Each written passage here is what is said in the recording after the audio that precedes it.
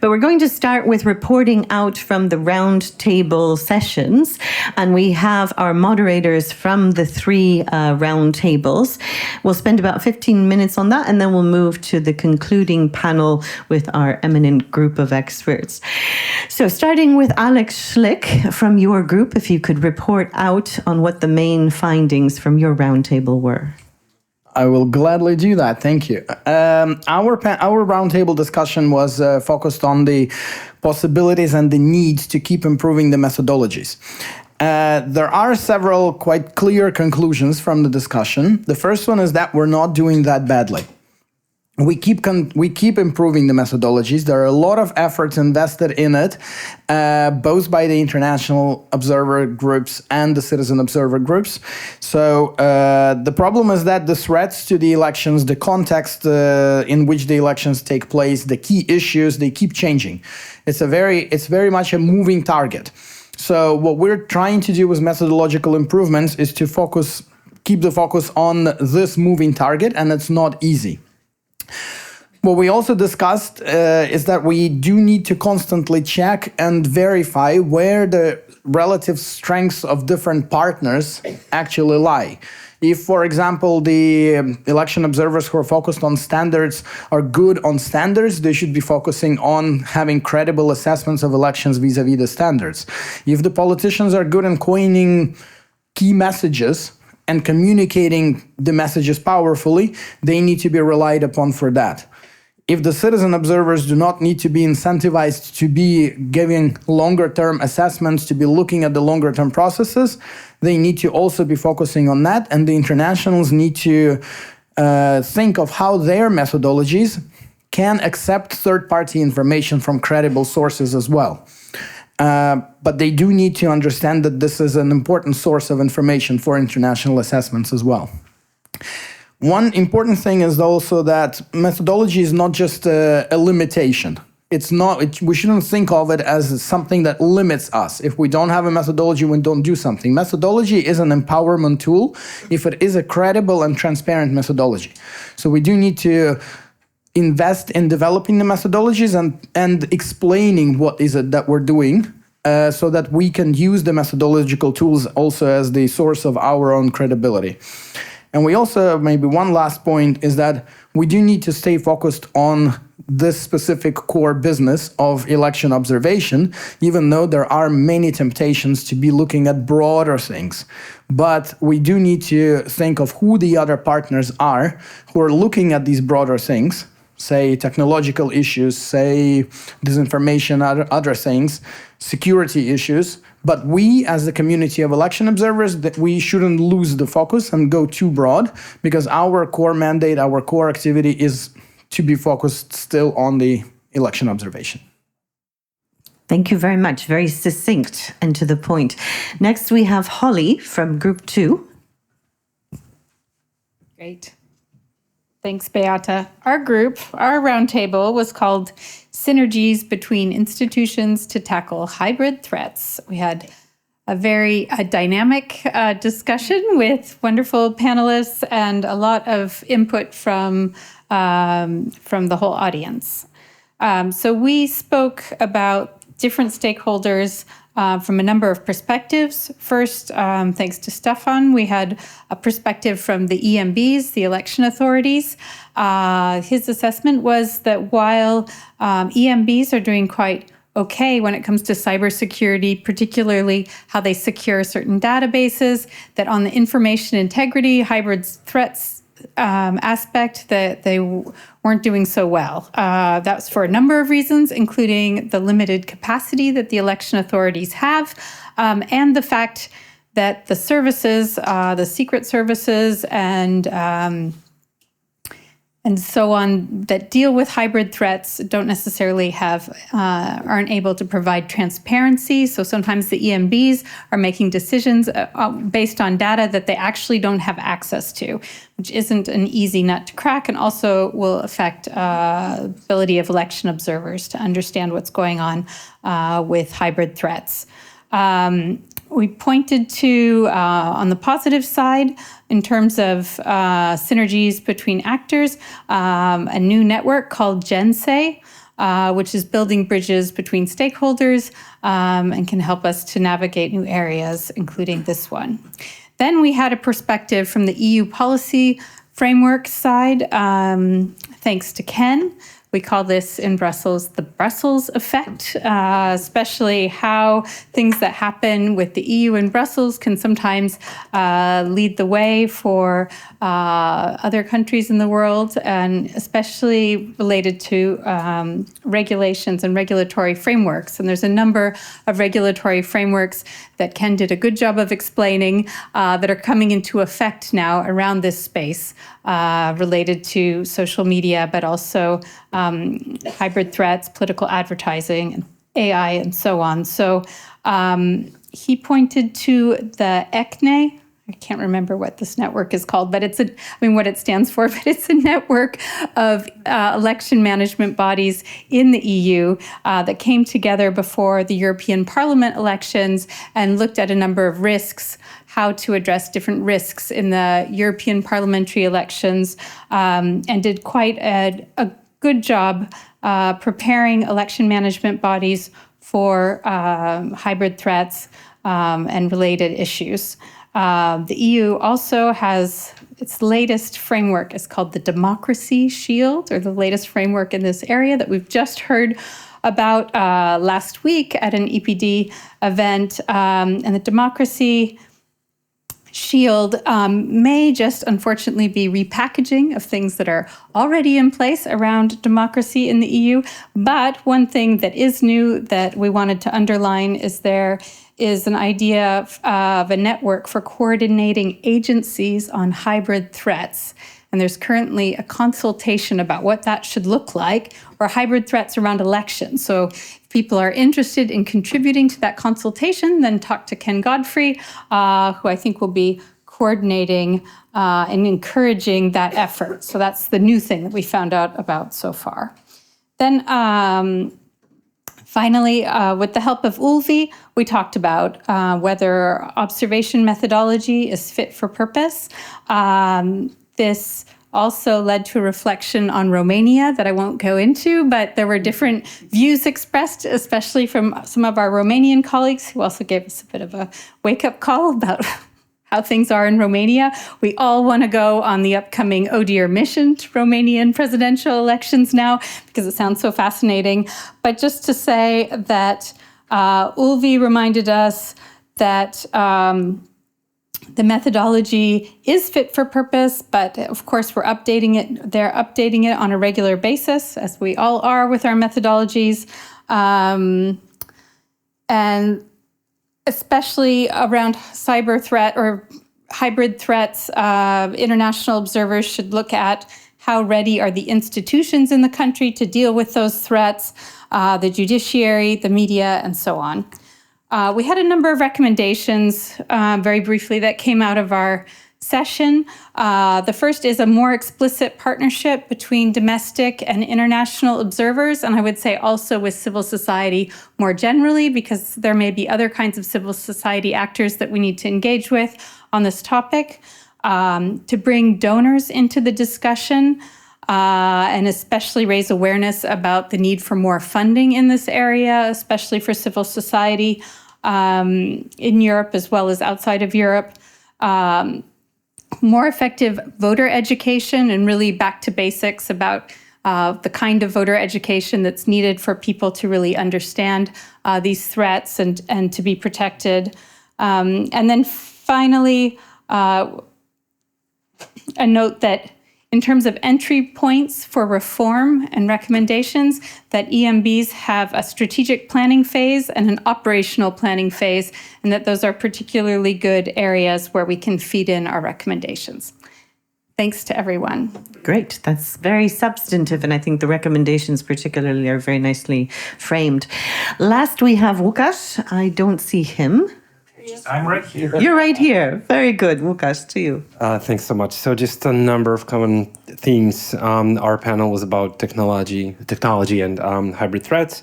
So pre-election manipulation trumps election day issues. Many speakers, panelists, and the audience emphasized that elections are often stolen well before voting through legal, institutional, and media manipulation.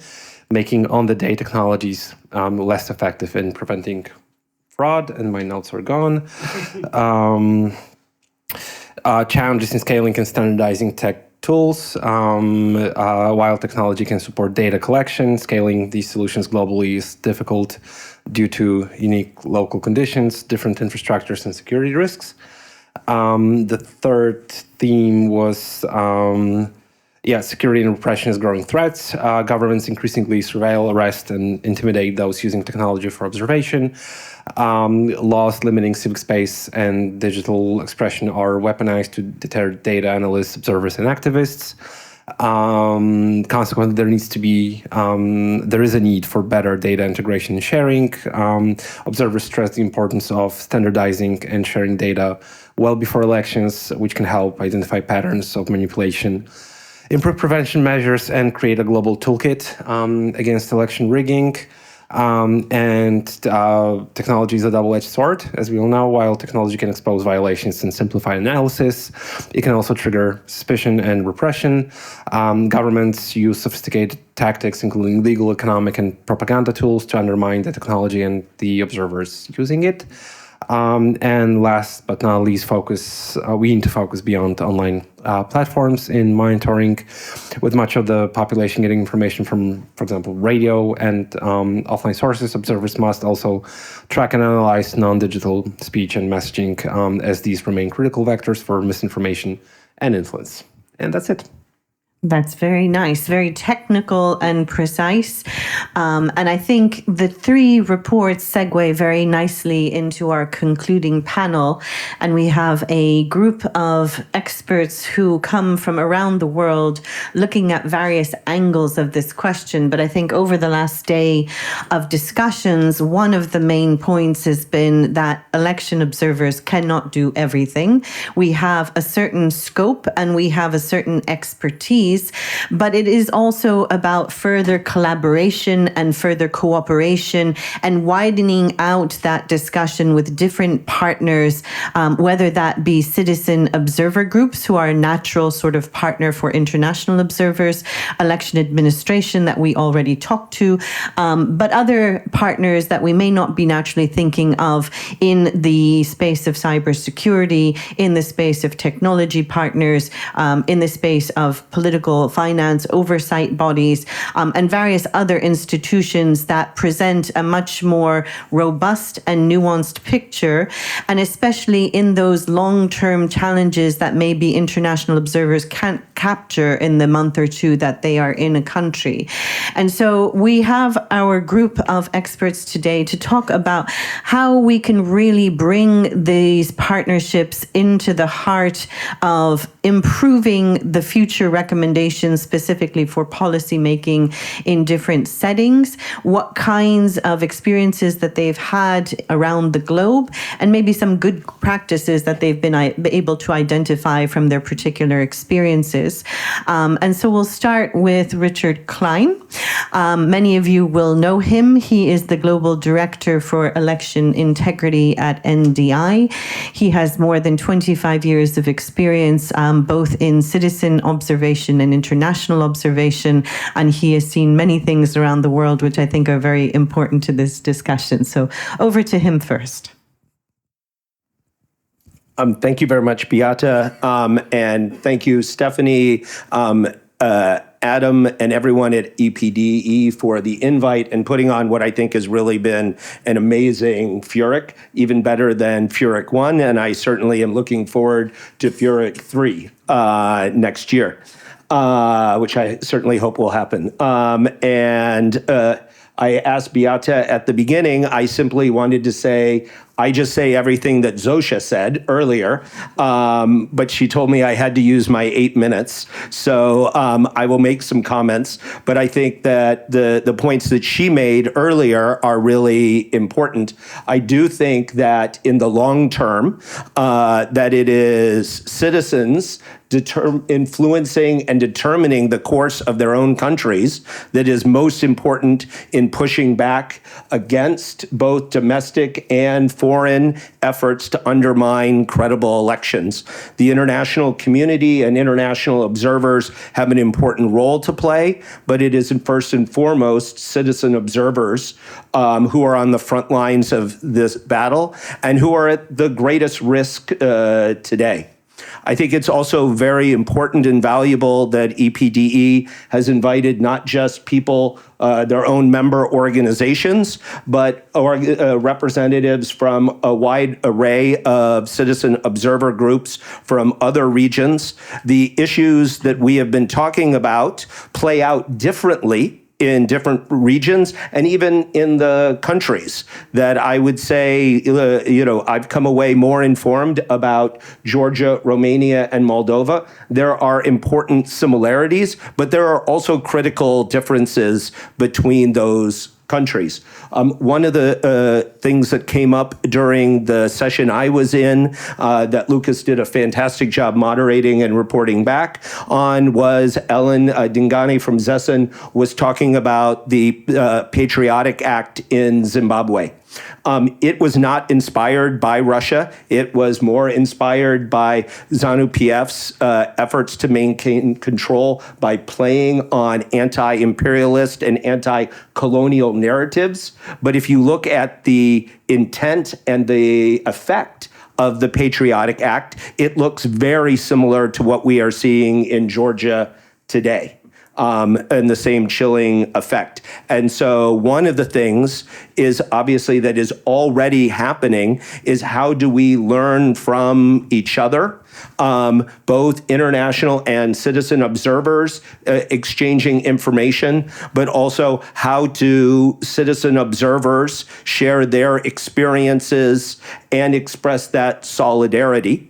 To steal some of Zosha's thunder, if I may, for a moment, and others, that GenDem later this year, next year, will be holding its first ever global summit, bringing together the experiences of citizen observers around the world, because elections, and this is the premise of this event, are under threat as they have never been before.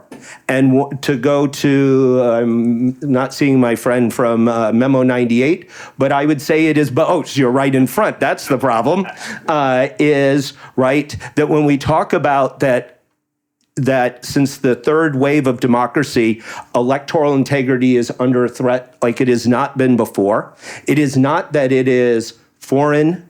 It is not that it is domestic. It is autocrats, both domestically and foreign, and how that plays out in different contexts is unique to those particular countries. And so I think we should focus on both, right? It is not an either or situation.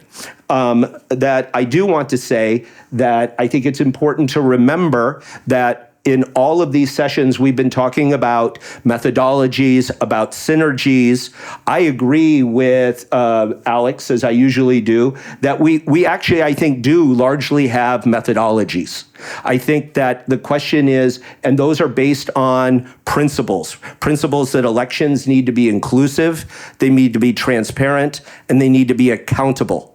What we need to do is, as ODIHR has just done with their excellent manual that Vladimir worked on, is update those methodologies. That Pat Merlot and Vladimir Pran worked on the first NDI manual about electronic technologies related to elections in 2007. Lots of things in that manual are equally true today, but there are all kinds of topics that we talk about today that are not in that manual. Right? It's also about, right, expanding our scope. As people have focused on voter registration, right, that they have found that sometimes we need to move on and look at the census process to actually understand what's going on with voter registration, or look at the distribution of IDs and how that relates to voter registration. I think that as observers, we need to be looking at, in some countries, the FEMI structure. What is the state doing to combat foreign information manipulation and interference? It is not citizen or international observers to safeguard elections, just like it's not our role to supplant EMBs and conduct elections. But when we are thinking about our terms of reference, we should bring those same principles of inclusion, transparency, and accountability to look at what is being done to safeguard elections. Am I over time? No. Nope. Shoot. That to that area as well. I do want to say, though, as we do all of this, that we need to also recognize that election observation itself is under threat like it has never been before. That observation was clearly seen as a universal good and a global norm. Today, it is under threat as it has not been before. Again, Ellen talked about 40 of her colleagues who were arrested in the middle of the night to prevent them from conducting a parallel vote tabulation, or now as we would call a PRVT. That, right, yesterday, as we were meeting, the Venice Commission issued its report on election observers as human rights defenders that builds on the statement of the UN Special Rapporteurs and the Inter-American Human Rights Commission that have recognized election observers as human rights defenders, and that they should be afforded both the same rights and redress. Right? To my friends Moulay, Ellen, and Paul James, I think it is high time for the African Commission on Human and People's Rights to do the same thing. And I think we should find a way to move that forward in Africa as well. A couple more points before I close. One is I want to remind us that as we talk about hybrid threats and generative AI, that from NDI's perspective, that it remains the greatest threat to elections remains globally traditional threats. There were a lot of discussion about generative AI. Like you, a week doesn't go by that I don't get invited to a panel or an event on generative AI. And we need to take generative AI seriously. Generative AI is only going to play a larger role. But in fact, a lot can be done with shadow fakes, with low-tech approaches to influencing elections. And if you look at Venezuela, if you look at Mozambique, if you look at Sierra Leone, if you look at so many countries around the world, elections, or Senegal originally, that elections are being manipulated by closing political space, by preventing legitimate candidates from contesting, from threatening civil society, from still to this day manipulating results during the tabulation process. Right? And so not that we should not focus on FEMI and focus on generative AI, but we should not forget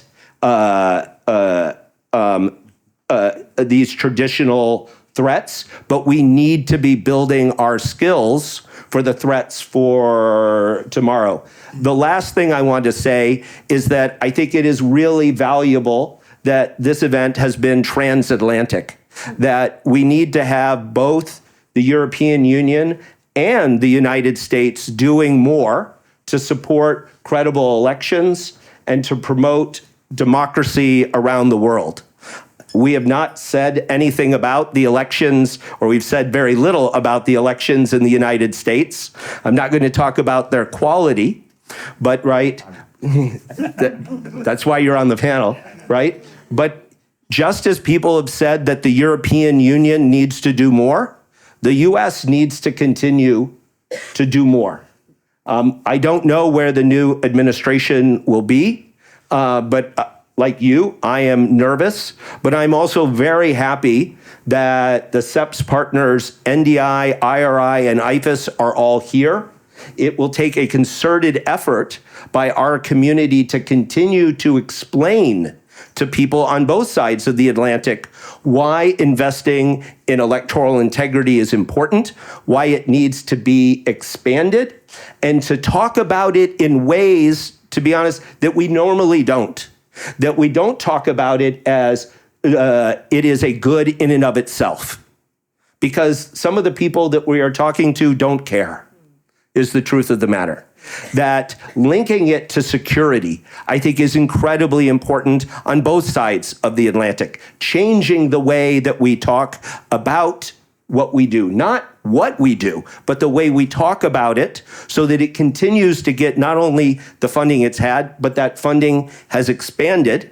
And, right, as Zosha, the last time I'm going to pick on you, right, that we start looking at not just programmatic funding, but core funding for citizen observers. And on the international side, I agree with Ricardo, who has run away, as usual. He creates a crisis and then disappears. He did the same thing in Gdansk. That we look at, if you look at any of the international observers' materials, all of them talk about the electoral cycle. I remember in, I want to say 2002, but Pat, you can correct me, EU observers in Zimbabwe during voter registration. That is something that has not happened in a long time, but it is something that used to happen. Resources were made available there is nothing that says that missions can only come at a certain time. That has become, I would say, a practice for two reasons. One, we have been in a period for a long time that overall, while there are exceptions, that elections were normatively getting a little bit better or maybe a little bit worse, and it wasn't critical. And two, the kinds of funding that was available just doesn't exist anymore.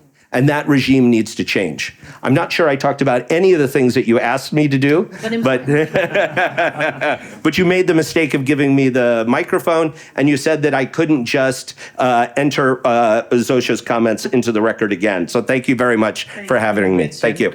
No, an important comments nonetheless. And I think, the idea that democracy and democratic institutions are essentially security infrastructure is something that theoretically has always been known, but it's not something that's been played up. And I think in this current environment, it's very apparent that where they fail, the result of military conflict is much more costly, both in terms of finances, in terms of human lives, in terms of suffering, and in terms of knock-on effect to other countries with refugees and other crises. And so the price that we pay for investing in our democratic institutions will always be far less than the price that we pay if those democratic institutions fail. And just to maybe pull out that thread also of this being a global threat. So hybrid threats these days are not just regional threats, they're not just country threats, they have been globalized, and the process is iterative, as I said in the second roundtable. Threat actors learn from one experience to the next. They share these experiences amongst each other, and so we as a global community also need to be sharing these experiences and learning from each other as quickly and as effectively as possible, and then putting those lessons into practice in the work that we do. And I think this FURIC conference is part of that exercise, but I think it's something that we need to be engaged much more in as we move forward. Without more from my side, let me turn to David Becker, and he is the Executive Director and founder of the nonpartisan and nonprofit Center for Election Innovation and Research. He is based in Washington, D.C. He works with election administration of both parties around the United States to ensure that election voters should trust so that they could determine who they should trust and who they do not trust. And David is also a former voting rights attorney with the U.S. Department of Justice, the co-author of books including The Big Truth, Upholding Democracy in the Age of the Big Lie. So we're very interested to hear about your thoughts on this issue. Thank you so much, and thank you to Stephanie and Adam and everyone else for having me here today. It's wonderful to join you all. I want to build off something that both Richard and Beata mentioned earlier, which was the need for the US and EU and the world's order democracies to understand the importance of investing in this. And I add an additional reason, which is self-interest. Our democracies are being attacked, threatened as never before. It used to be, perhaps about 10 years ago, many of the world's older democracies felt very comfortable with the state of their democracies. And I think the last election in the US, certainly, and elections we've seen recently in Europe and in other places where there are established democracies that have been around for a very long time has challenged that sense of safety. You might have heard we had an election in the U.S. Recently. I don't know if news got to Europe about that. First, can I ask how many people in here have either voted in or observed a United States election? Oh, good. That's a good number. One of the things I often find, and I'm talking to more people internationally now than ever before and learning so much from them and teaching them about American elections, is American elections are kind of weird. They're in some ways unique in the world. I often think they're the most complicated elections in the world. On November 5th, 2024, we did not have an American election. We had about 10,000 little elections all over the United States of America, with about, well, probably give or take about 500,000 different ballots, different ballot styles. Those ballots were usually many, many pages with dozens of races on them. In Phoenix, Arizona, the ballot had about 80 different contests on them, and that was probably about average for the United States. In California, it was even more. This creates a lot of challenges in the U.S. We don't have a single voter registry in the U.S. We don't have a citizen registry in the U.S. We have 50 statewide voter registration databases, and even that is a relatively new development that's only been around for 2 decades. It used to be we had 10,000 little voter registries all over the U.S. So you can imagine if you move from Washington, D.C. to Richmond, Virginia, you might be on 2 lists for a period of time until they figure out you've moved from Washington, D.C. That's getting a lot better, but it's actually one of the things we face. And that decentralization and complexity creates both security benefits and security burdens.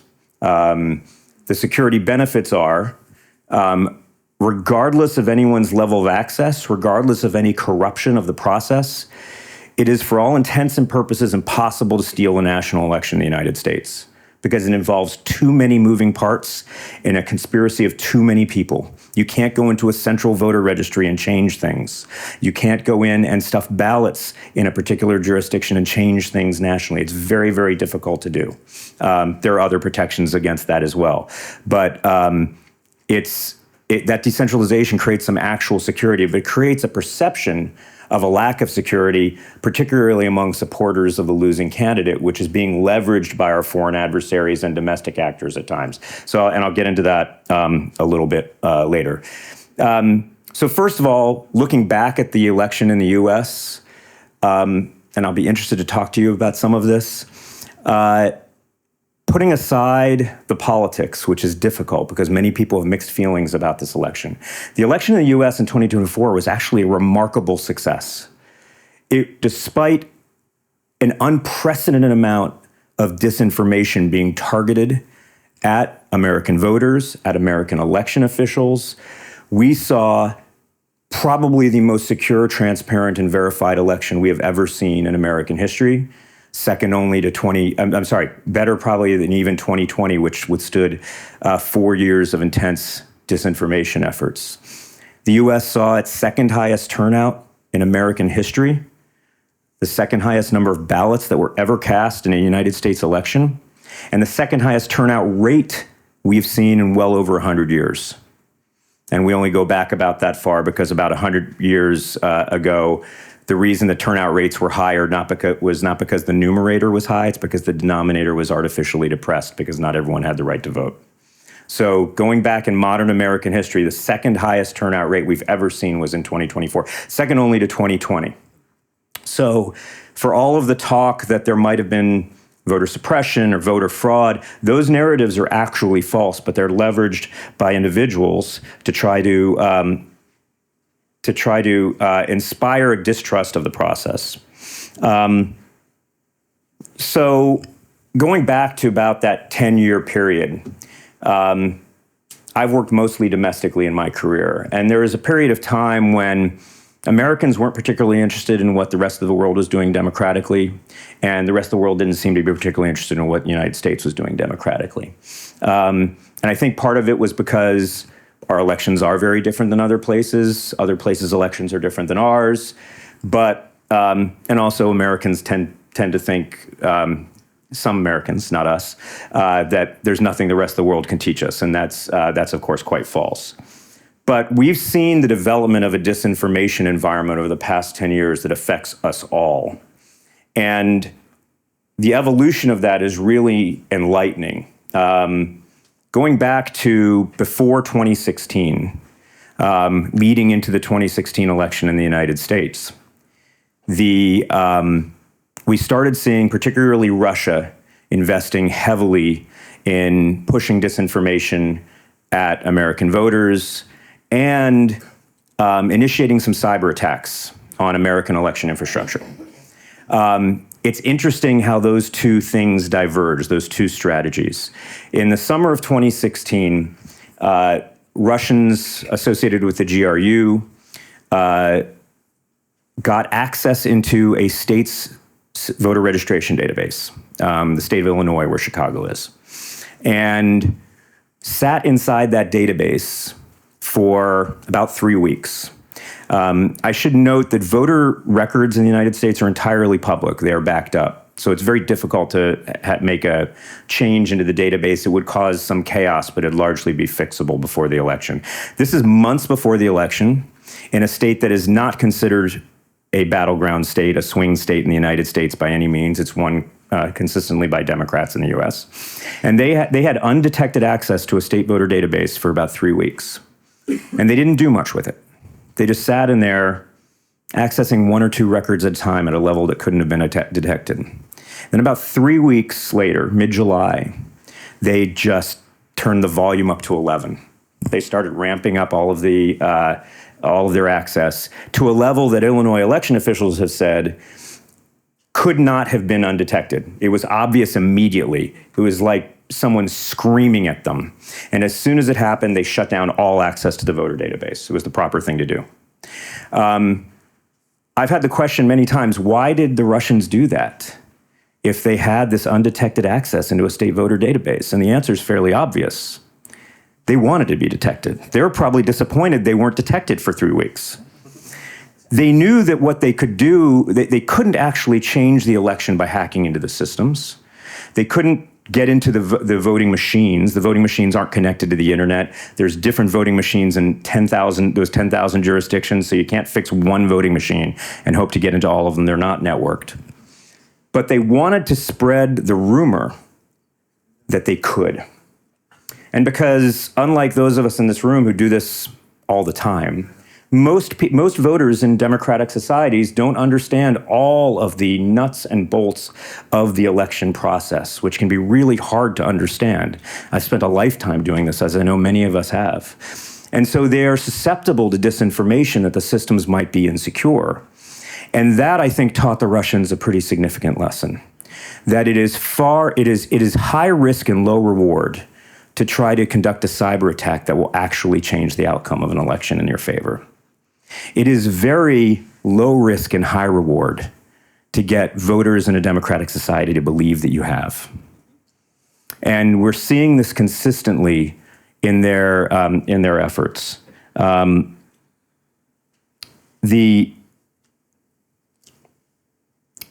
So we've seen in the last 8 years in particular a growth in the U.S. and in other societies as well in what's generally been termed election denial. I'm not a fan of that term, but it's generally a belief that elections that your side loses can't possibly be accurate, that there is no way that the candidate you supported, the party you supported, could have lost an election. And given how close elections are in many of our countries, that's kind of an irrational belief. The US is divided almost exactly 50-50. It should be no surprise to anyone when one party or the other seems to win. If you look at the United States House of Representatives right now, it's divided by 3 votes out of 435. It is incredibly close.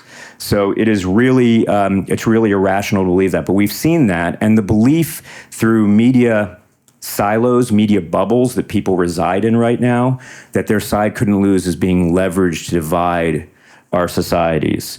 And if you look at the data that's come out of the 2024 election, you can see it very starkly. In 2020, if you looked at confidence in the United States election across parties, you'd see Democrats were very confident, independents were largely confident, and then Republicans had very, very low confidence in 2020. In 2024, Republicans gained confidence and were very confident, but Democrats and independents were largely where they were before. And so we've got this problem where this is affecting at least one party right now. By the way, I should say that there are some on the left in the United States that have believed some conspiracies as well, and we saw some of them. They were just not as widespread, and they were not adopted by the candidates or the parties, which is a very good sign. But there is this dormant, at least now perceivably dormant, election denialism in the US that could easily be revived based on one thing and one thing only, and that is the outcome of the election. All of the attacks are not based on actual processes, on actual transparency, on actual vulnerabilities in the system, but due to the outcome, and that can be leveraged again. That inability to accept defeat is being leveraged by our adversaries and domestic actors. The intricacies of our systems, different as they might be, are also being leveraged against all of us in our systems. And one of the things that we must really be aware of, and we're having some success in this in the United States, but I must admit it's limited and it's fairly in its early stages. We can't be reactive to some of this, to the disinformation. It's, I don't know if all of you know this term. There's a term called playing whack-a-mole, which is when a mole will pop up, you hit it and another mole pops up, and you just constantly are playing whack-a-mole, and the problem is there's another mole always popping up. And sometimes it's the same mole you were already whacked. And that's one of the problems with being reactive to the disinformation and debunking it, that we have to be able to tell the positive story about the security, transparency, and verifiability of elections when it exists, and tell it in between elections so it's ingrained before the disinformation comes out. I think another thing that's particularly relevant for observers, and we're seeing this in the US pretty starkly, the way observers can be weaponized themselves. I mean, you talked about the parallel tabulation. There were attempts to do that in the United States, but the attempts to do that were not to verify the outcome. The attempts to do that were based on an intent to undermine perception of the outcome. We saw this in multiple places. And so finding the sweet spot where transparency can breed confidence, can inspire confidence, can welcome people who have legitimate doubts about the process into it, but is not weaponized by bad actors to try to diminish confidence in our election outcomes, that's going to be a continued challenge for us going forward, because the solution is not to roll back transparency. It never is, but we're seeing bad actors try to weaponize that over time. Thank you very much for that. And I would just cast our minds back as well to the early days of election observation, where really public trust and confidence were at the heart of many observation reports about how different society and their elections functioned. And I think there was never really a proper attention to how that public trust and confidence can be undermined, how it could be put under threat. But now we're really in a situation where we need to reconstruct that public trust and confidence. And so there are very many measures that need to be thought about, introduced in a very forthright way, and also evaluated, I think, by election observers in terms of the role that it plays in the overall integrity of elections in various countries. Next, we have a very interesting example from the Philippines. We have Helen, who is a consultant for the electoral and technology policies of LENTA, and she's a member of COMELEC in the Philippines, the advisory council for the 2025 national and local elections, as well as having been the committee chairperson for the random manual audit of the 2022 national and local elections. And so there's a wealth of experience, and I think it's an example which really is indicative of many processes that are taking place around the world. And so I'm very interested. Helen, thank you very much for taking part in our panel. Thank you, Beata. So maybe if you tell me a week ago that I will be in Brussels speaking in front of every one of you, I'll definitely not believe you. But thank you again for the opportunity to be here. It's such an enriching experience. I've been learning every second, even during dinner, even my walk back to the hotel with Richard, because we're in the same hotel. I learned so much from everyone. So I guess from our end, what struck me, I guess, in one of the panels is that about methodology, is that when we would always want to believe that it's the results that catch attention. But I think from here on, given all the threats that are around us, we should actually focus on the starting points of every group, like how each group actually arrived at that point. What did they do? What did they consider? Who they actually talked to? And we believe that any methodology should be driven by purpose, and that is a recognition of all our limitations. Because through purpose, we know that we're not wasting time, we're not wasting our resources, and we are being responsible to our own mandates. So actually, when I try to think about being driven by purpose, I try to reflect on how in Lente we are doing it. For example, when we talk about voter education, if you've heard about the Bangsamoro Autonomous Region, it's a parliamentary government inside the Philippines. And it's a very new concept for everyone, even for those who are not part of the autonomous region, because we have been running on a presidential government. So imagine the voter education that we all had to do. Lente, through talking to stakeholders, through talking to citizens in the ground, we thought about reaching out to the public school teachers, because we know through the public school teachers, we start very young. We start to make the citizens of BARM learn about their new government.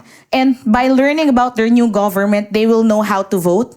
That they're not voting for a person anymore, that they're actually voting for a political party. And for a Filipino, that could be confusing, that could be mind-blowing, because we've always been used to voting for popular people, for popular personalities. So when we had to do our methodology, looking at what's feasible, what's politically possible, we identified public school teachers to be a good partner. So we tried creating modules to improve voter education. And then another project that we looked upon would be disinformation. It has been repeatedly, over and over again for the past 2 days, we've talked about disinformation. Through research, through, again, creating focus group discussions. Like we've always said that the pandemic has been a blessing for us, because it's like everyone is just so available. Maybe you're bored in your own homes. It was then that we were able to talk to the architects of this information. In the Philippines, it's actually the public relations firms. Politicians pay them to create scripts. Politicians pay them to maneuver and control trolls. So who else to talk to if you want to know about this information but the masterminds, right? So they were brave enough to actually talk to us, and we were very grateful that they shared their own industry practices, as we would want to say that. And then that's when we knew that how much budget is going into these PR projects, that politicians are paying millions of pesos just for them to buy like 500 pieces of SIM cards, so they can install it in 500 pieces of cell phones, so they can create hate speech against their opponents. So we knew it straight from them. And we are grateful, actually, that they were able to talk to us.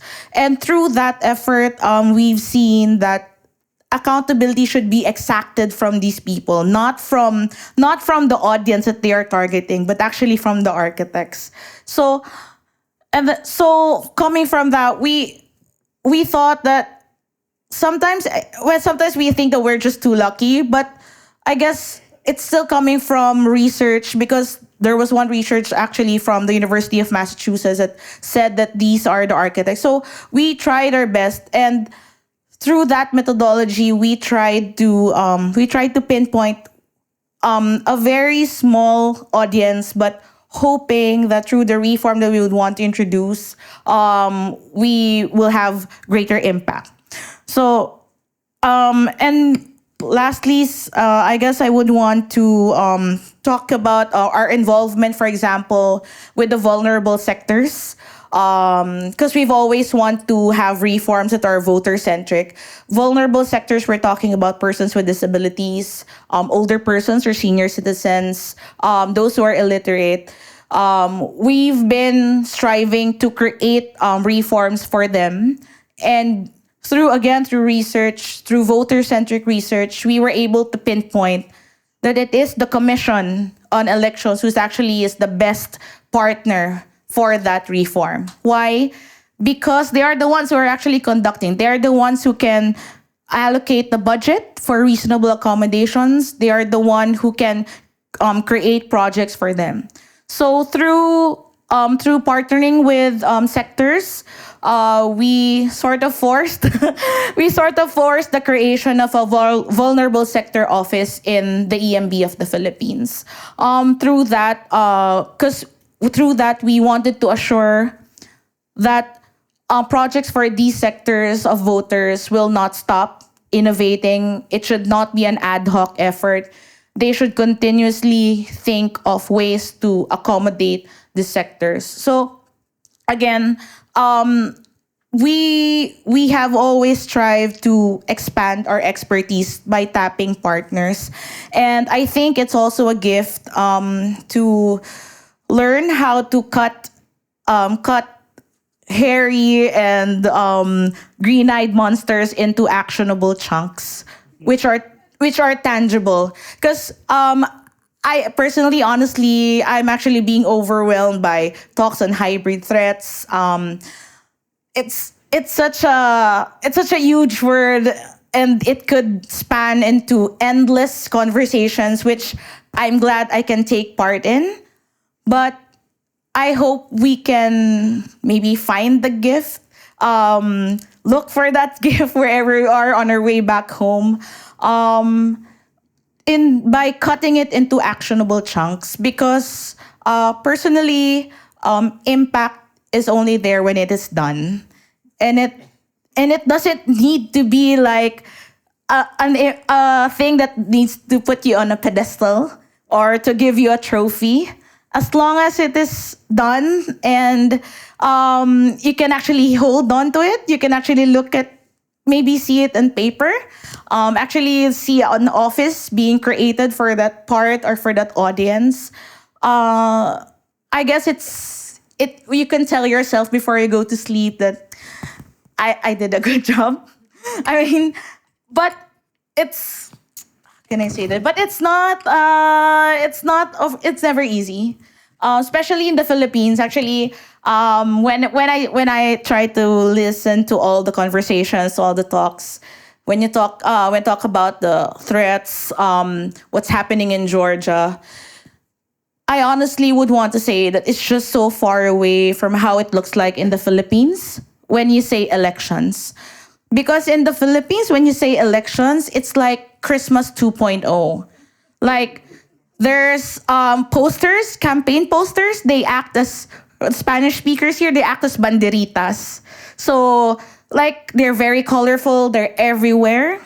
And people technically get a Christmas bonus, a second Christmas bonus, because in the Philippines, you can buy votes for as much as 200 to 250 euros. And they actually put it in their gates. That's their bid. Like, for this family, if you want to buy our votes, you can pay us that much. And then that's true. and there's so much food. There's entertainment because candidates win because they sing so well. They dance so well. I'm not kidding. A senator won because he has a music video as a political ad. He didn't say anything. He just danced to a song that's like 15 seconds long. So it's I mean, how do you even start? I mean, people look at elections as a festivity. It's a feast. It's a fiesta. So, but when you try to inculcate a voter-centric approach to reform, then you see that the banderitas are actually violations of campaign rules. Number one, you can actually see that the food that was given out, that the Christmas bonus 2.0 is actually vote buying. That has always plagued everyone in the Philippines. And sometimes there's actually a debate that can you get the money and not vote for the candidate, or you don't get it but you're losing it. He was willing to give it out. Just take it, but don't vote for it. There's that debate in the Philippines right now. I'm not kidding. But I mean, how do you even cross that line? And how do you even tell these people that you should stop celebrating? This is such a short-term mindset for everyone. We will be suffering. So then, after by being voter-centric, then we try to even explore abuse of state resources. Because again, these governors, these officials, they're using medical aids, they're using giving out of groceries. In the Philippines, people receive 2 bags of groceries. You are the messiah. Like, you save their day, and that's literally it. So then that's the only when you try to hold on to the methodology that you've always valued, like making it politically possible, technically feasible, that's when you see that, okay, these groceries, they're abusing state resources. They're using my own money to buy groceries for me to convince me that I actually need to vote for them. So it doesn't happen. It will never happen overnight. But for Filipinos, it might happen fast, but we forget fast. We forget really easily also. So there's that call for persistence.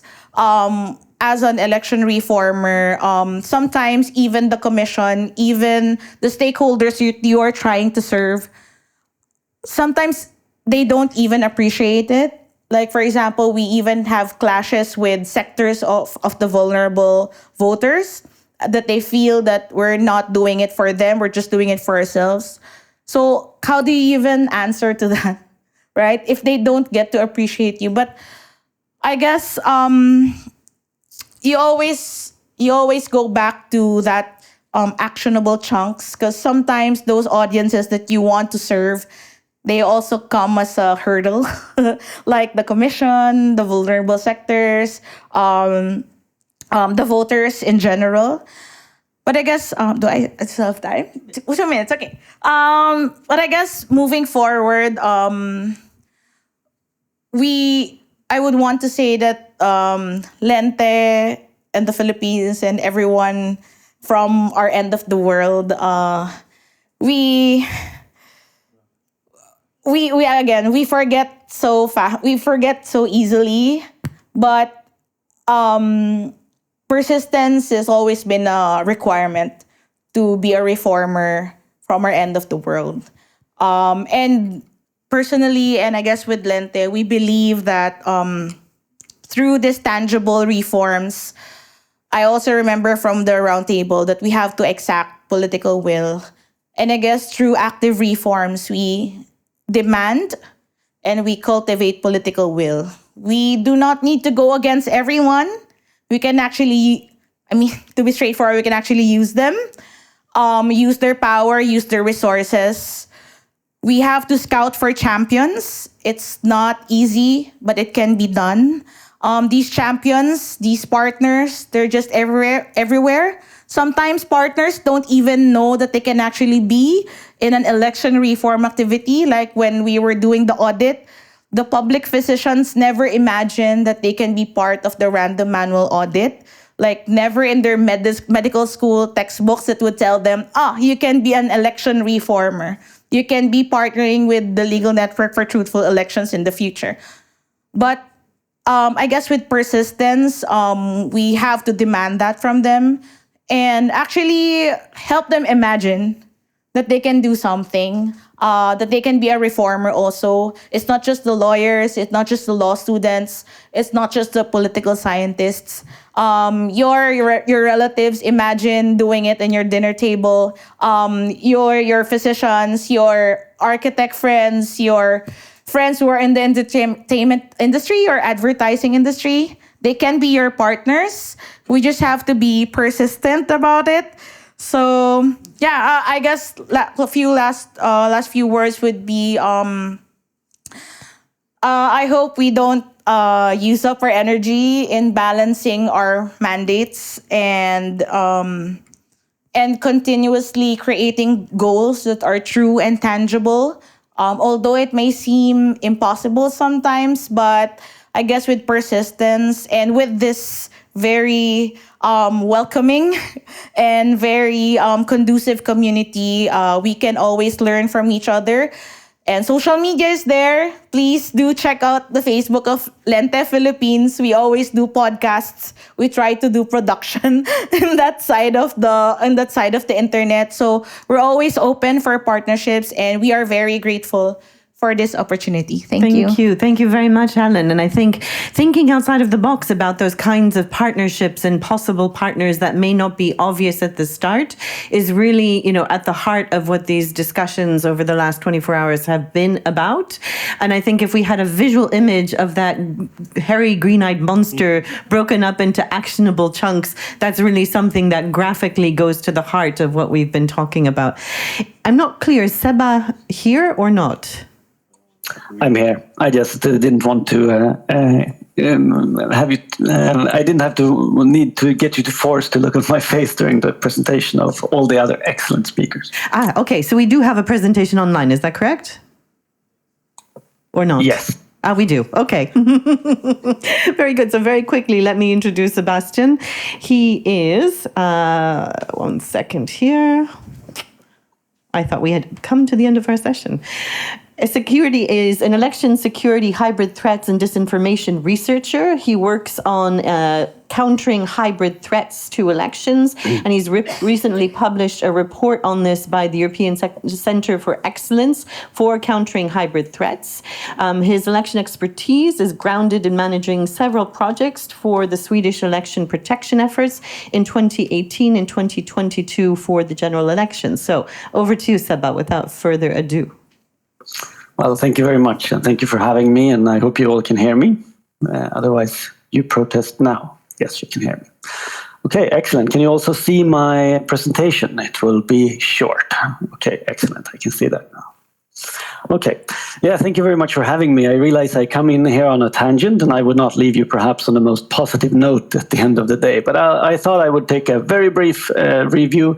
It will not last more than 10 minutes, I don't think. But to look at hybrid threats from my perspective and relate that also to election observation. And as mentioned, I come into this recently by having written a report for the European Centre of Excellence for Countering Hybrid Threats. We also supported several European countries in their election preparedness efforts ahead of the European elections this year in 2024. And I really appreciate the notes brought up by many that one of the things we probably can do through election observation is to build capacity to evaluate the ability of countries to counter hybrid threats, because in my experience that differs significantly between countries, and that is an important aspect that we all need to bring with us.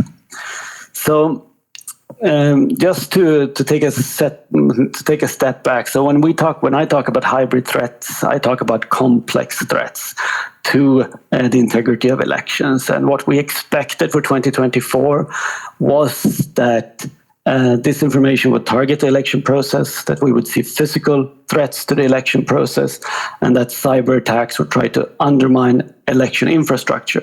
And with election infrastructure, based on some of the previous speakers, often when we do these tabletop exercises to evaluate threats to elections, the risk isn't usually set on election tabulation or the display of results, but often far greater impact would come from targeting the processes needed to run distribution of ballots, etc. There's a lot of vulnerabilities there, and election observation, from my perspective, often don't look at that, those fundamental risks. We based this assessment that this would happen, of course, during a lot of what we saw during the 2023 election cycle. And it's worth remembering, I think, that EDMO saw disinformation targeting the election process in every single country they studied in 2023. And there were many assessments, of course, that said that there would be malign influence attacks targeting the process, many of them open, but also US intelligence assessments saying the same thing. So we were hardly alone to make this prediction. We, like many of you have also said, worried significantly about domestic actors being able to field increasingly advanced threats against election infrastructure. And we tabletopped that in many countries in Europe. And what then did we see in 2024? Well, the year started, from my perspective, our colleague from the US mentioning how the Russians were into US election systems in 2016, while the PRC were into the British election systems for a very long time. And that was somehow the start of the 2024 election season for me, seeing that there are extremely advanced threat actors that come into play here. But then again, EU elections went far better than I had expected, and maybe many other. Disinformation did target the process, but maybe it did not have much of an impact. Then, of course, US elections, and we remember that there were a lot of threat assessments early on saying that there would be attempts to influence the US election. And of course, there were many attempts. The Department of Justice managed to indict 2 RT employees for a very clever funding scheme. Well, maybe not so clever because they got caught. They managed to disrupt another Russian influence operation. They managed to indict Iranian cyber actors who managed to successfully penetrate the Trump campaign. And US intelligence community published and declassified reports saying that they would exploit opportunities after the polls closed, right? And then in the lead up to the elections, there were several assessments about possible foreign interference efforts. And then in the end, a lot of things did happen, you remember, but nothing seemed to really gain traction when it comes to foreign interference, even if it still harmed the trust in the process. I think the big story, which I thought still think is underreported, is this Wall Street Journal report that China managed to hack US court wiretap systems and possibly spied on every single candidate via the major telecom networks in the US. If true, this is another significant development that sort of highlights the complexity of the threat, which I'm trying to get at here. I fear that all of this that I've gone through now, and I will very closely finish this overview, is that maybe we focused on the wrong ball, right?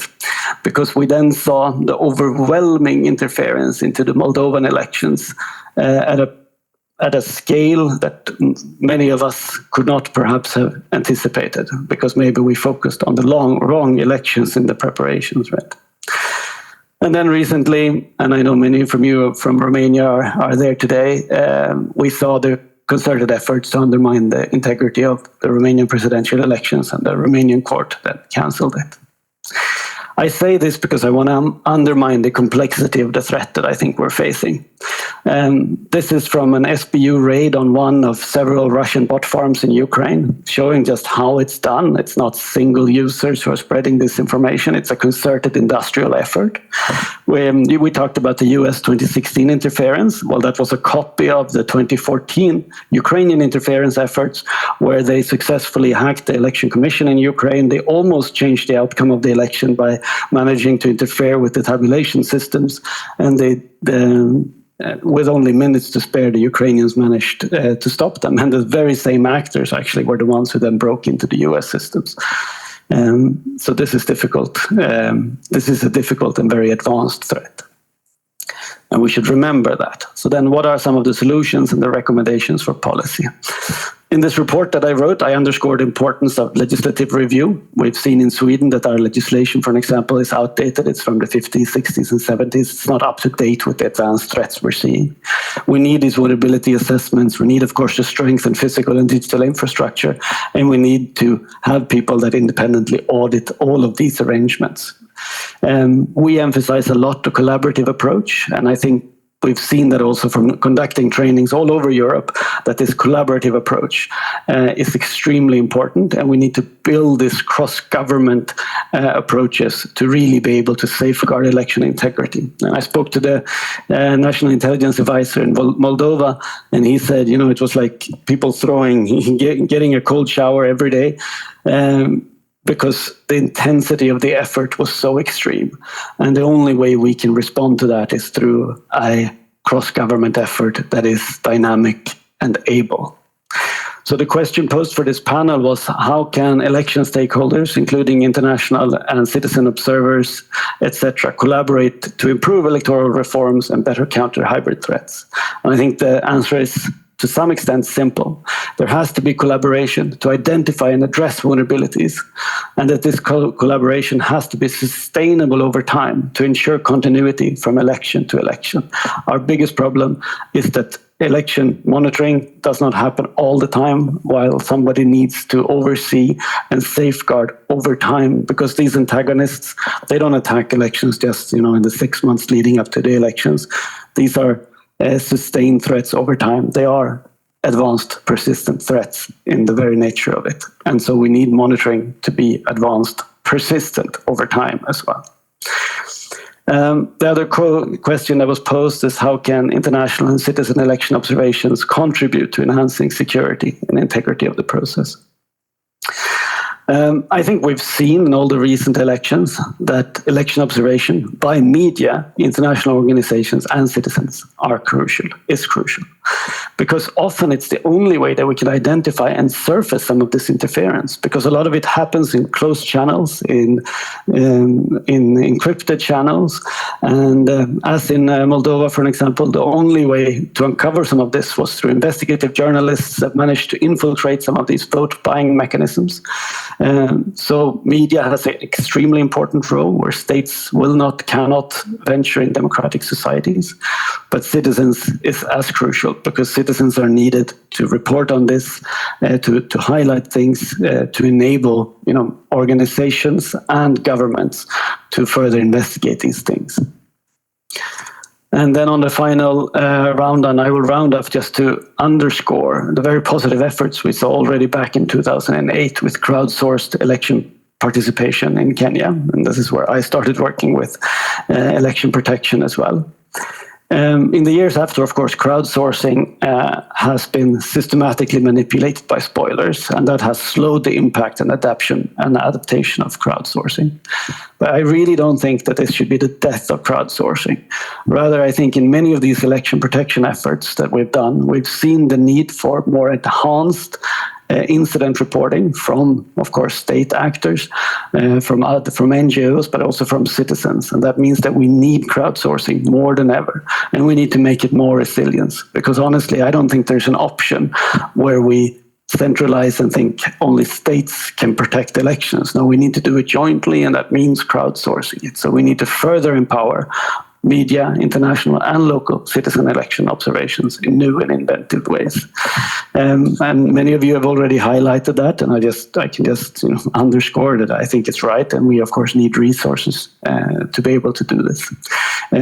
But if I would leave you with anything, it is the threat is complex, it is dynamic, and it's ever evolving, and we also have to be. And we can't afford to take the eye off the target. And that is all. Thank you. Thank you very much, Sebastian. That's an excellent presentation, and it almost feels like a Christmas overview of all of the elections that have taken place. But I think really the takeaway for me, you mentioned complex, dynamic, but also opportunistic. I think these threat actors are examining situations, they're looking at vulnerabilities, they're looking at weaknesses, and they may not always strike in the places that we think they're going to strike. So we're looking at A, but actually they're focusing on B. And while we sit here discussing the elections of 2024, they already have plans in place for 2025 and the elections that are upcoming. I'm thinking about elections in Poland. I'm thinking about possible elections in Ukraine. There are many places where those threat actions are already underway, and something that we really need to be focused on while drawing the lessons learned from the last year of elections. With those thoughts, I would like to open the floor for any questions, and I'm sure there are lots of questions in this space. So please. I don't see a hand, but someone sees a hand? No? Oh, there must be questions.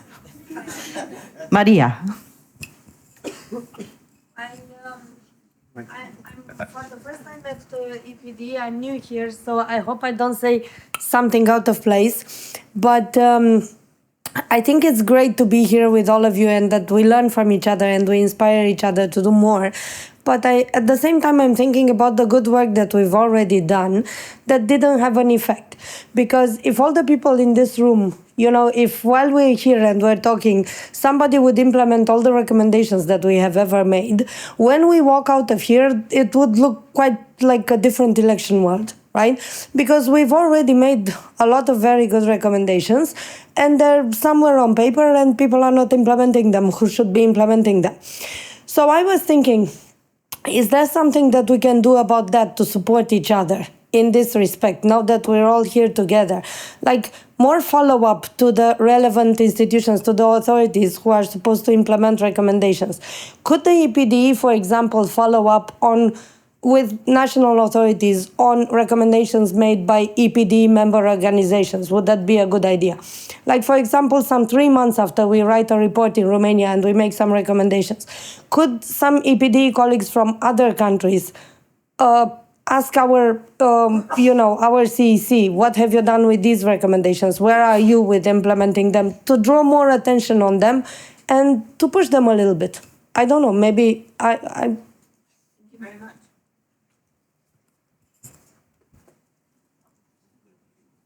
Yeah, I think this discussion on follow-up to recommendations is also really at the heart of the work that institutions have been doing. As we heard earlier today, the European Union has a formal mechanism for that. Other organizations maybe work on that in a bit more of an ad hoc fashion, but bringing citizen observers into that discussion, having focus during the election cycle on what is being done so as not to come back 4 or 5 years later and repeat the same recommendations, I think really should be the starting point and a place that we put more emphasis on in our work. And I know this discussion has already been undertaken by EPDE, but it also will continue, I'm sure. Any other? Yes, at the back, please. Łukasz? No. No, the gentleman. Please. Next to Pat. Yep.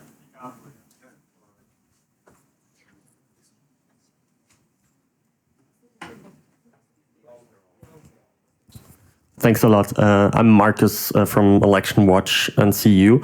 And David, I was very interested in what you were saying about the domestic observers in the US and like poll watchers. I think that's how they call it, the partisan poll watchers. And you said that in your assessment, like bad actors are also part of these poll watchers, and they're weaponizing observation practices to undermine elections, not to observe and critically assess, right? So my question is, how do we distinguish like these actors from let's say genuine domestic observers? I imagine it's very hard, and how do we better understand how to do something about it, what they're doing?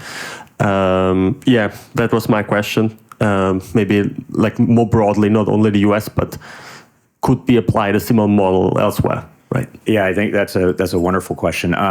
So I think first we separate out two different phases of the process. One is observation during the actual voting process, because voters can be affected in various ways by activities that might be viewed as intimidating, and that poll watchers in the United States, observers, could be bad actors could be a part of that. And then the second phase would be during the counting, auditing, recounting, certification process, as we call it in the United States, where the intimidation factor might not be quite as high because you have election workers who are trained working in that, but and the goals might be different. We saw, this is true of disinformation as well. I usually divide disinformation phases in an election process into at least two big ones. One is the phase up until the time the polls close, and then the time after that. The time before that, the first phase is really directed at voter behavior. The second phase is directed at voter confidence. in the outcome. And so to think through that process, and what states have done, counties in the United States have done, is for the training of to require training of observers in many cases, to require registration of observers. It is really important that there be observers. It'd be important that there's people from both parties watching the voting process. It's important that they also be trained and not interfere with that process while it's going on. I used to observe a lot of elections with the Justice Department when I was there. I've probably been in 4,000 precincts in the United States. And even with the Justice Department, where we had the most right to be in a polling place, we were taught, we were trained that we were a fly on the wall. We never interfered. The only time I spoke to anyone was when I first got there and introduced myself. And then I stayed off to the side. And if I saw a problem, my job was to then contact the relevant authorities and not to interfere with that process directly. So making sure there's adequate training and then enforcing that. I mean, sometimes observers in the United States, it happens very rarely, but sometimes observers need to be removed. And the parties called and said, hey, your observer misbehaved. Please send another one over. We want there to be transparency. This is not about transparency. Then there were these extra kind of outside the process. I don't know if you followed what happened in Arizona in 2021, where there was this group called the Cyber Ninjas who came into Maricopa County, Arizona, Phoenix, and tried to do a hand recount of all of the ballots. They didn't know what they were doing. They did it very badly. It was not designed to actually inspire confidence. It was designed to destroy confidence. So trying to reduce those kinds of efforts outside of the process. And Richard also. Maybe just to add something very quickly, right? I mean, this is not a phenomenon limited to the United States. This is a global phenomenon, right? EPDE has done excellent work on fake observers, right? That today, citizen observers are not only under more threat, but they are operating in a much more complex environment, right? Where it is unclear sometimes to the public who are credible observers who work based on a defined methodology, and who are people, both international and domestic, who have been organized simply either to rubber stamp an election or to question a credible outcome and sow doubts, right? And so these issues don't just affect the United States. This is, again, a global phenomenon. I also want to I would echo all of Sebastian's points, but one point in particular that I think, and this was a lesson from Moldova for NDI, our pre-election assessment mission, unlike any mission we had ever organized before, said the number one threat to elections in Moldova wasn't the election administration, it wasn't ballot box stuffing, it was, right, foreign malign influence. That was the number one threat, and that remained the number one threat. But the legal frameworks, right, to address these issues remain out of date, right? How do we really need to update those? And I think that point that you made, Sebastian, being able to make sure that what we can say is what is being done is actually illegal, right? Because one of the slippery slopes that we have, particularly in the FEME space, is we don't want to, as Tony from the Carter Center talked about in our group, we don't want to be restricting freedom of expression. We don't want to be undermining fundamental rights that elections are supposed to enshrine. And so how do we balance protecting elections from foreign and domestic threats while still protecting people's right to have different views? What we don't want is for one view or another, right, to have an unfair advantage, whether that advantage comes domestically or foreign. And the legal system has not caught up with that. And we as observers, both citizen and international, need to balance our passionate defense of credible elections with making sure that that does not go to the point of limiting people's rights to expression. Thank you very much. Helen as well, and then we'll take one or two last questions and we'll round out the panel. I guess with partisan poll watchers, for the Philippines is actually classified as legalized vote buying because it's another form of income for voters in the Philippines. Politicians actually pay them to become watchers. So what happened for our legal framework to adapt to that type of vote buying, they actually limited it to a number per polling place. So, for example, per candidate, you're only limited to 2, and they cannot be together at the same time. So, they are alternates. So, that type of legal prohibitions actually tried to curb it. Another type of legal safeguard that was used against weaponizing and actually legalizing vote buying through partisan watchers is presumed actions. So, for example, if you are caught, even if you're not a candidate, but if you're caught distributing money on the day of elections, that is presumed vote buying, even if you don't say it out loud that you are actually doing vote buying. And lastly would be, I guess lastly would be on voter education, because before, I guess when I was around a teenager or even younger, I actually thought that watchers cajoling voters into voting for their candidates is legal. It's like they're cheerleaders. That like they're there to, to remind you, oh, you should vote for Governor A, you should vote for Mayor B, C, D. But as we did our work with Lente, we knew that that's actually illegal. But for the rest of the Filipino voters, they actually still believe that they are the official cheerleaders of these candidates. So what voter education did is to actually create more discernment in the voters that these actions are actually illegal for voters to do, for the watchers to do. So you can actually escalate that to the poll workers and actually ask them to go out of the polling places. But again, in the Philippines, it's actually termed as legalized vote buying. That's why they had to curb it, because they actually pay for these people as their source of income. So thank you. Thank you, Helen. It really echoes the point Sebastian was making about a whole of society approach and citizens understanding what the proper roles and responsibilities are. Alex, and then here, and then there. Thank you.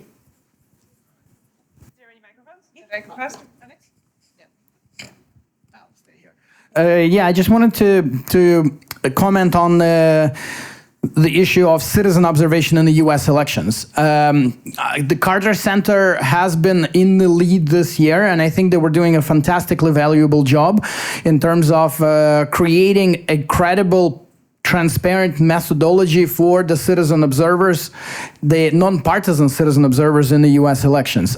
I think we need to ask the Carter Center for, an update on how many people who are actually out there, what the specific footprint was. Maybe David knows, maybe Richard knows more about it. I don't.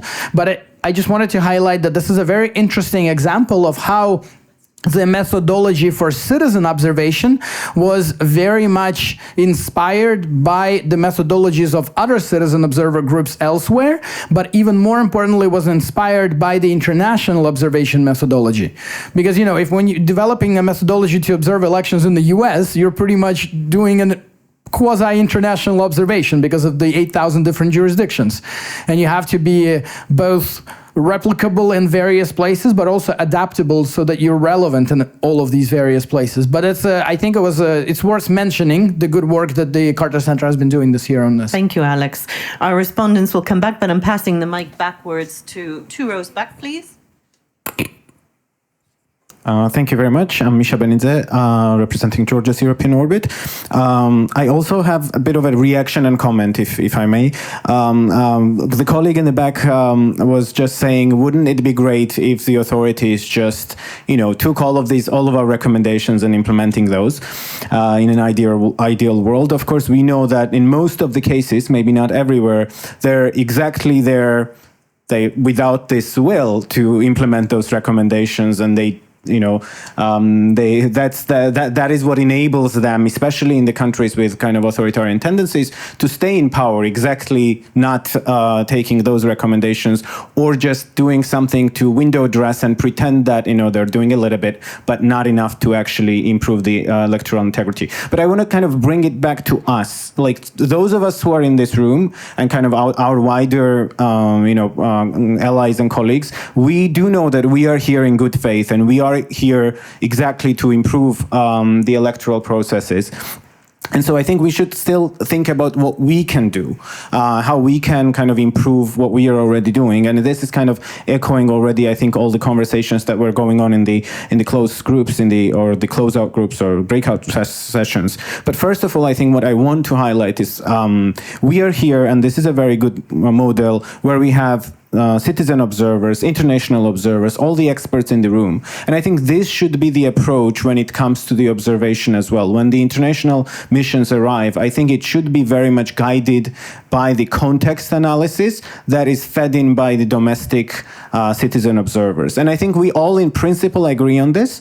Of course, we need to have, standards, and we need to have the replicability that Alex was just talking about. But at the same time, the international observation needs to be very much aligned with the specific context that is in the country, so that the reports also kind of are relevant, right? And so where can we start? The other question that was here, like at least we can start with those election observer organizations that are part of GNDM, that are part of EPD, that are part of NMO and other regional networks. We already have this. We already have the organizations that are part of and they are signatories of the declarations, and we don't have questions about the methodologies, right? And we trust them. And this is a good place to start. Of course, there might be other actors which need to be brought in, but this is, I think, a very good place to start. And the other thing is we have to be, I think, clear in our reporting. So what often happens is that a report comes out and everyone takes out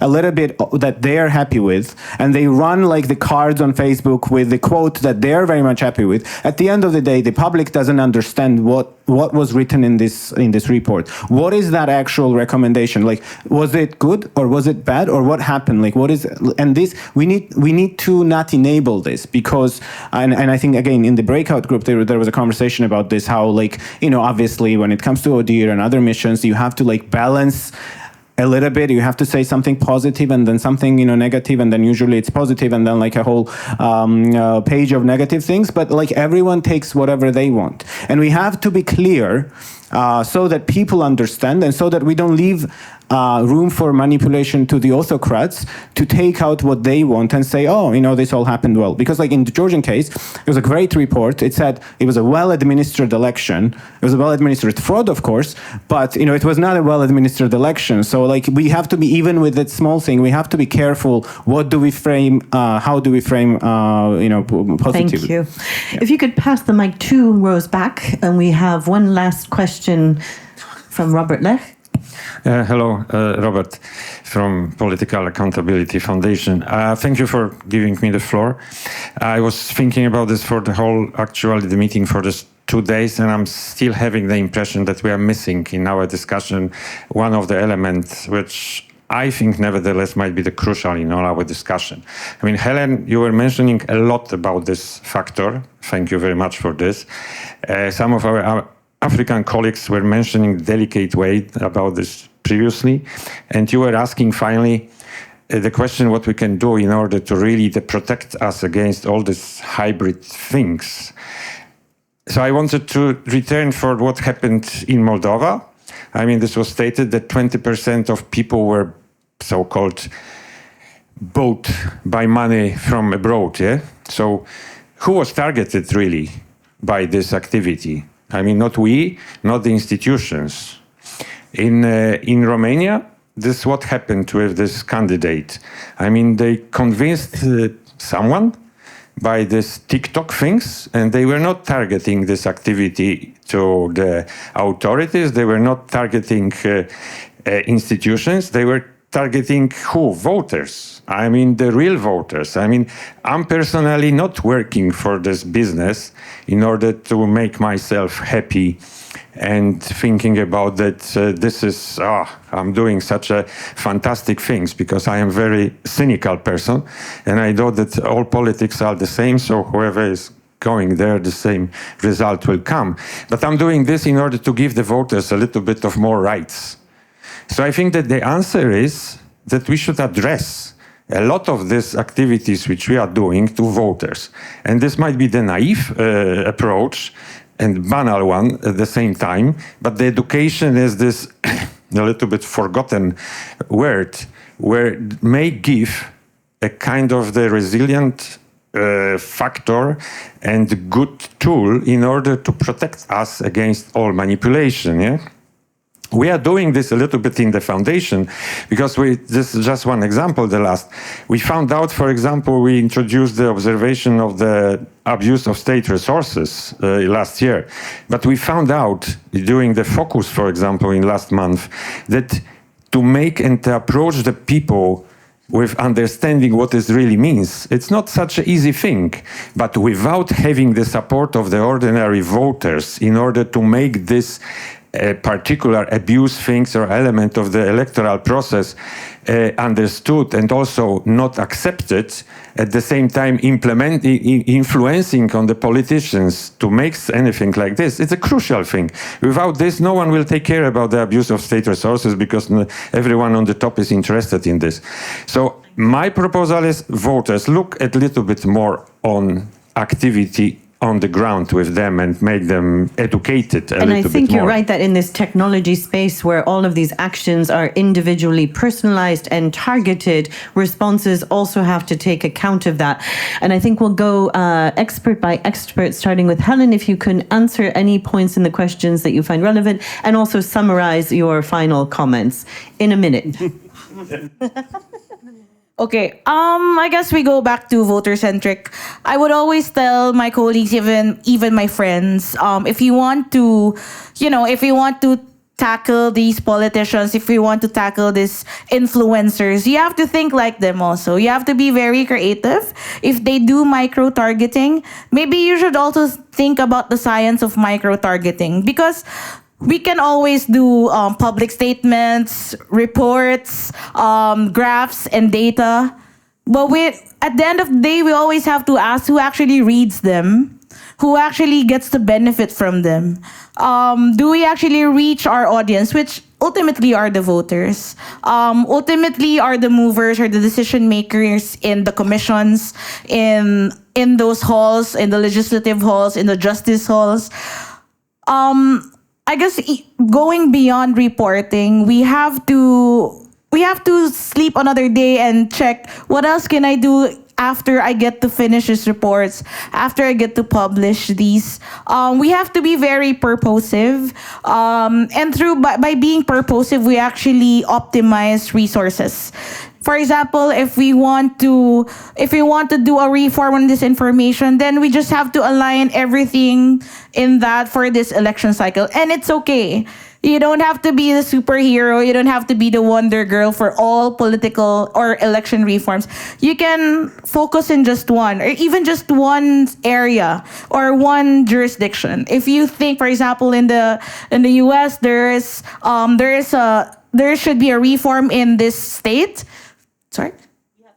Oh, yes, yeah. Sorry. Yeah, okay. So, yeah, let's just focus, and we don't have much time always. Thank you. Sorry.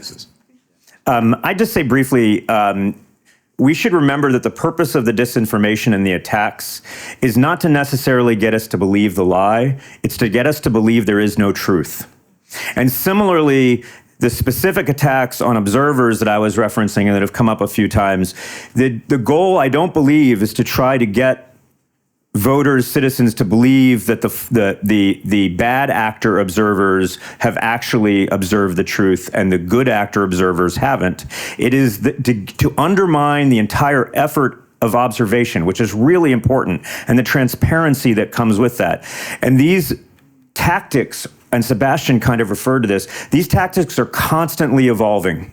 And if we try too much to attack the last tactic, we should recognize they're going to be ready with a new tactic that we haven't anticipated. And so the work that everyone in this room does is so important. There are going to be efforts to undermine it because it is so crucial to legitimizing democracy that it's perceived as a threat to them. Very, very quickly, the Carter Center should really be applauded for the work that they've done in the United States. I think what is important about that is that 25 years ago, even 10 years ago, right, long-established democracies saw that they had nothing in common with nascent democracies. And today, the threats that face the United States are the same threats that we see in nascent democracies, right, and that we need to learn from each other, right? Secondly, along what David just said, I think that we actually do need to think about two types of threats. There are actors, particularly foreign actors, who are trying to undermine confidence in democratic institutions, but there are also actors who are trying to control state power. And they, in fact, are trying to manipulate the outcome of elections. On the point that was raised about international observations, I completely agree. I want to draw people's attention to two things. One, that our colleague Olia from Opora worked very hard with the DOP community, that there is a joint communique between GenDem and the DOP, that there should be greater cooperation between international missions and citizen observer efforts. I would also say, to be very blunt, that often citizen observers wait for the international observers to call them. Why? You are the hosts. It's your country. You should be saying, when are you coming to me, not waiting for them to call you. And then lastly, the point, this is sort of a tangent, I think that we need to look at a lot of issues, right? Abuse of state resources in many countries is a critical issue. That Lente and another group in the Philippines, Right to Know, using FOIA principles, are doing really fantastic work on abuse of state resources. We need to be looking in so many areas, but sometimes we need to, right, divide up what we are working on. We shouldn't each try to do everything. Thank you. Thank you very much. Don't forget Sebastian. Thank you very much to all of the experts, all of the panelists. And I think, and Seba, of course, is a panelist, so thank you to him as well. And really a call to action. I think we've harnessed a large amount of energy, and I really hope that we can push some of these discussions forward in real, concrete terms in the coming year. And I also look very much forward to the next FURIC conference next year. I think it's really a very important event, and it brings together a very unique community to have a global discussion about these various issues that we face. I will now turn the floor to Stephanie, and we have closing remarks from Pat Merlo. And so thank you very much to everyone, and over to Stephanie.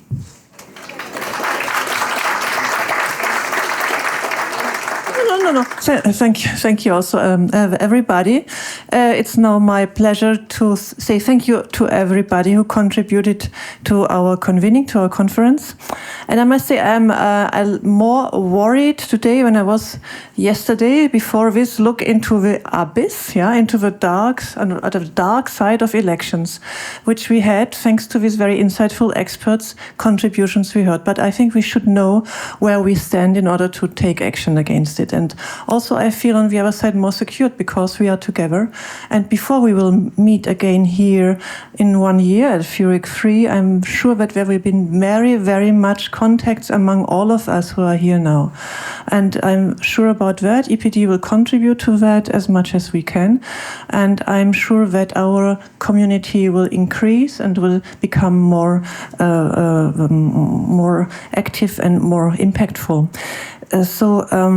My thank goes to those who have contributed. This is our good partners and friends from ODIHR. Ulvi, thank you for being here.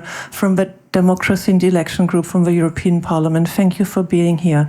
It's to the American friends from NDI, IRI, Carter Center, the others, colleagues who contributed, who are here. Pat, thank you for being with us. It's important for us to working with you also. It's for sure all our members from the EPD group. We have 17 members now. The colleagues from Africa, from Asia, thank you for making the long way to us. It's super helpful and important for us being with you. We have the team, the team Adam and everybody, the team from EPD. Thank you very much for organizing everything with us.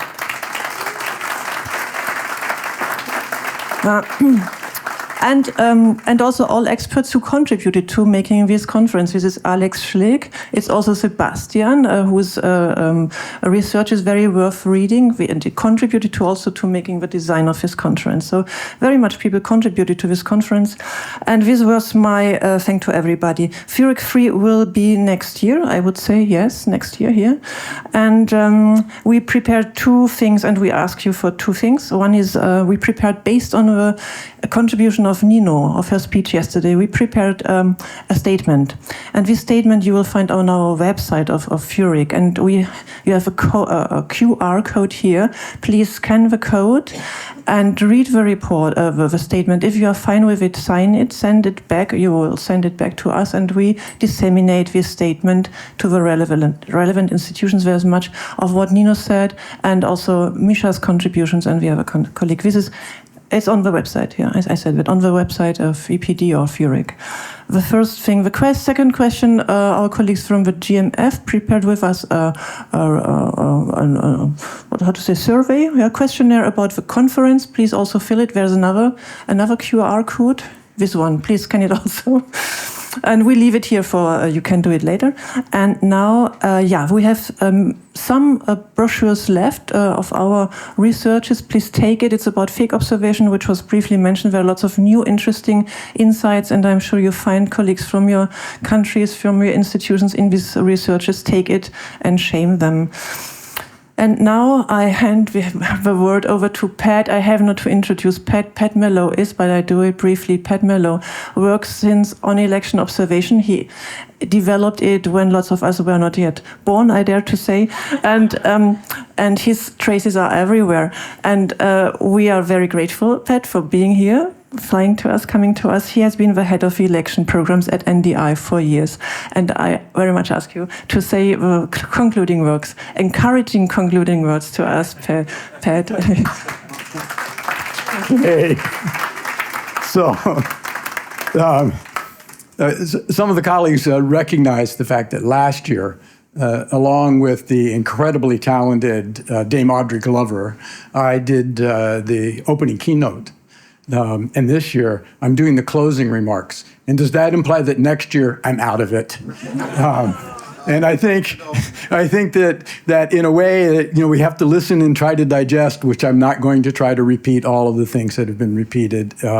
But I did take a lesson from Ricardo this morning about new communication strategies. So this is how I'm summing up our circumstance. For those of you who would like to follow this particular emoji, there's not a QR code, but I think you can probably figure it out. Look, what I'm really in a bit changing my nomenclature as a consequence of the last 2 days of conversation.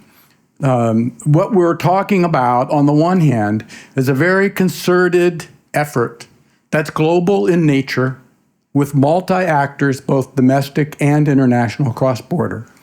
It is something that maybe we can call authoritarian, complex, multifaceted campaigns, hybrid campaigns. And why? I mean, why are they doing this, right? I mean, you know me well enough to know I go to the basics, Helen. They're doing it in order to be able to consolidate and exercise their power over the people of their own countries and cross borders to other people for the purposes of extracting the benefits of those powers, enriching themselves and otherwise doing that. And that's nothing new, right? I mean, that is nothing new. In fact, what are they doing it against? they're doing it against the concept that sovereignty, the power to dominate the resources and decide how to allocate them and who should be in government to carry out those desires belongs to the citizens, to the people. And this came about at first really through a war of independence between an authoritarian in this continent and a bunch of crazy people who got together on another continent. And it was done over a period of years. It wasn't just through a revolutionary war in the United States. There was the War of 1812. This continued. And I could go on about some of the abuses of power that the United States has done over the years across the world, but you get the point. And so where are we in all of this? I think it's really important while we listen to these threats and all of their multiplicities and all of their complexities and all of the evolutions, that we remember that what we're doing is working to empower the citizens to be able to control their own destinies. And in a sense, when we talk about a whole of society approach, there's no other approach from the way we look at this if we're going to be successful in this endeavor. And last year, I won't repeat too much of anything I said last year, but one of the notes that I made is that, in effect, what we're talking about is how to build and maintain democratic ecosystems within which a lot of different things in their own multiplicity take place, but in which there is a keystone species. I mean, those of us who look at conservation and ecology, elections are a keystone species. Without them, the system collapses. With them and their health, the system can do the things that it's supposed to do to meet the needs of the citizens in their particular countries. And even within that, we know the complexities, all of us here, about what it takes to have a healthy election. And so what I would come back to really are a triangular relationship between building our communities and interrelating our communities, building partnerships with other communities that address these multiplicities of threats that can complement what we do and we can complement what they do. And by that, I mean the forensic specialists that know how to track illegal money that goes from one country through various bank accounts to the cell phone accounts of various other people who carry out things. People who can really look at the disinformation and whether its impact is to destabilize a country and undermine public confidence, or whether it is trying to favor one person or another in an electoral outcome. And work with them, incorporate what they do, know enough to know what is good work, and to incorporate in what we do, and take them somewhere with what we can bring to the mix.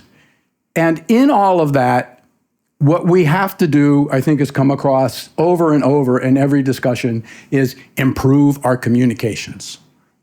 We need to be much more strategic and much more engaging in our communications. The days when you could hold a press conference in a country, whether you're the citizen observers or the international observers, and come would be the news stations and the print stations from those countries, which had a monopoly on the communication structures, and they would take what you had to say and broadcast it. And yes, one side would pick this and another side would pick that, but the people heard the message.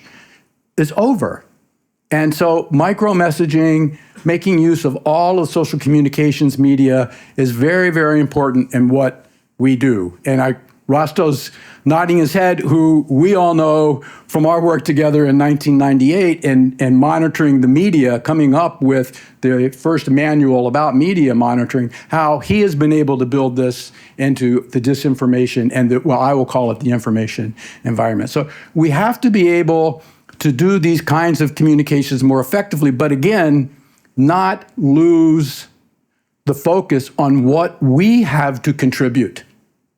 As Helen said, our statements, which are too long, and I'm guilty because over the years, both in helping to spread citizen observation to different continents and working with people on standards and working with the international observers the same, elaborating what would be in these statements. They're too long, We have to focus the recommendations, as we've said. They become the record about which electoral reform then takes place, about which accountability can be measured. But at the same time, we have to reach the population with messages that resonate and that counter the messages that attack and destabilize confidence in what observers do. And so I'm not going to go on. I'm going to wrap up by saying we have a lot to learn from each other. I mean, it's been said by several people, but look at each other. I mean, here it isn't just EPDE and NMO, which is also present from Europe. It's also 3 different sections in Africa where there are citizen observer networks, and there's communication among them. There is Asia and the Asia network. And not ever to correct Alex, but the model that was developed in the Philippines by Amfrel in the 1980s and the 1986 election that led to exposing the fraud in the Philippines, that led to the factual base for people power, that led to the first international election observation by international NGOs according to standards, which was jointly IRI and NDI, letting the world know the work that had been done by Philippine civil society, and the international community responded.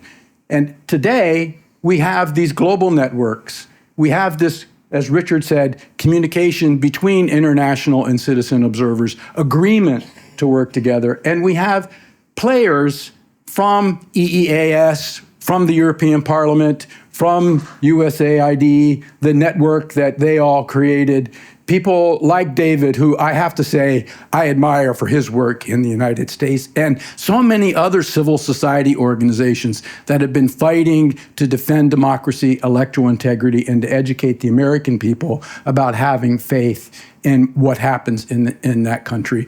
I'd love someday to be able to explain to you all of them, because in the last year, I've really immersed myself in that process once again. So to wrap up, I didn't want to embarrass Stephanie and company for inviting me to come up to the stage. To wrap up, I think our strength is ourselves. And in this period ahead, I think we're going to need each other more than we have in the past. And those of you, Richard, who I have to say, one of the reasons why I was happy when I stepped away from NDI is I knew who was going to be coming next. Yes, that's worth an applause. That is worth an applause. But you know what I think we really have coming from the United States, which for all of its hypocrisy and all of its unevenness, has been a leader in speaking on behalf of democracy in the world. And what we will likely be having is less of that from the United States, and at least a few years ahead. And what we will have also is not just Donald Trump and what you think about Donald Trump. We're also going to have Elon, and what Elon will be doing in terms of the kinds of communications and the kinds of things. So hopefully Europe will step up, which it has been, and which I'm always really proud to be invited to come and speak in forums on this continent. But we will need each other more, because the people who stand for authoritarian and autocratic rule are going to be emboldened. They're going to be encouraged. And we're going to need each other to help those like those standing now in South Korea, like those carrying on today in Georgia, helping those who will be coming to new democratic possibilities in Syria, and hopefully rebuilding like our Palestinian brothers and sisters. So I think, look at each other. You know, this is global. And this movement has transpired now over more than 3 decades and has gotten stronger and stronger. And even though times might be tough, with each other, we will be able to help make breakthroughs where possible, reinforce democratic resilience where it's needed, and even in places where democracy is threatened, help those who are doing democratic resistance. So, applaud yourselves, everybody.